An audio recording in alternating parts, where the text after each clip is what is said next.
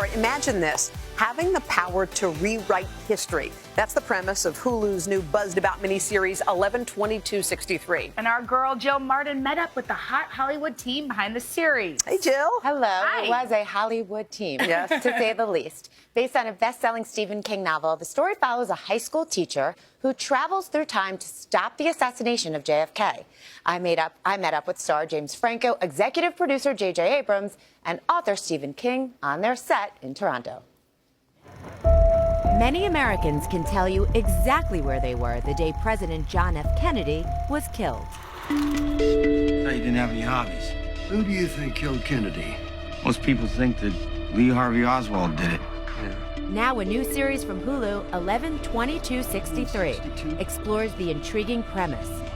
What if one man had the power to change the past, stop an assassination, and alter the course of American history?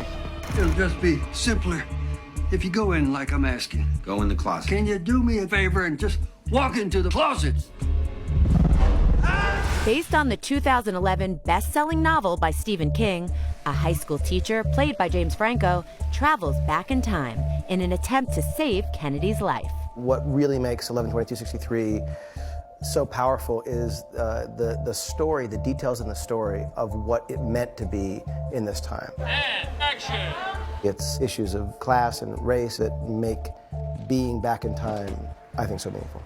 This powerful Hollywood team came together over the mutual love for Stephen King. So you were both interested. And then do you send an email? Do you make a phone call saying, how does that work? Steve and I knew each other for a number of years. I let you know how much I liked the book. At a certain point, I got this email from Mr. King saying, if you want to maybe get involved as a producer in some form, and I thought, holy cow, this could be amazing. And now we're sitting in the principal's office with you, talking about it. This character is, a teacher. I'm a teacher, decent guy, I think. I like to think of myself that way. So sometimes there's a role where you just start to say, I just need to be as honest as possible. And I think this is one of them. I walked into the principal's office today, which is a place I'm familiar with. When you were younger, is this sort of a environment you know about? I spent some time in the principal's office when I was in high school. Well, what'd you do? I actually wrote a newspaper that called the teachers by various profane names, and it fell into the wrong hands, and I was called to apologize to certain old teachers.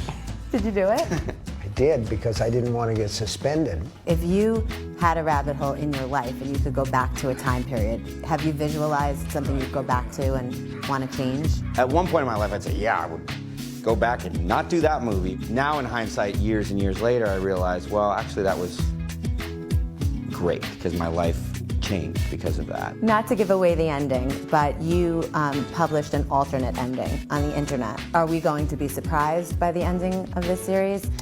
Well, I could tell you that, but then I would have to kill everybody in this room. No, I'm not going to answer that question. He might kill everybody, seriously. We hope he doesn't. Waiting for the next book. Well, 11/22/63 debuts on Hulu February 15th, coincidentally, which happens to be President's But Day. it really does open the door for so many other stories like that. Think about how many moments in history you wonder what would happen if you could turn back the clock. And as you're reading the book, you think, what would you go back in life and change? I mean, that's what I was thinking when I read this book. So excited for the series.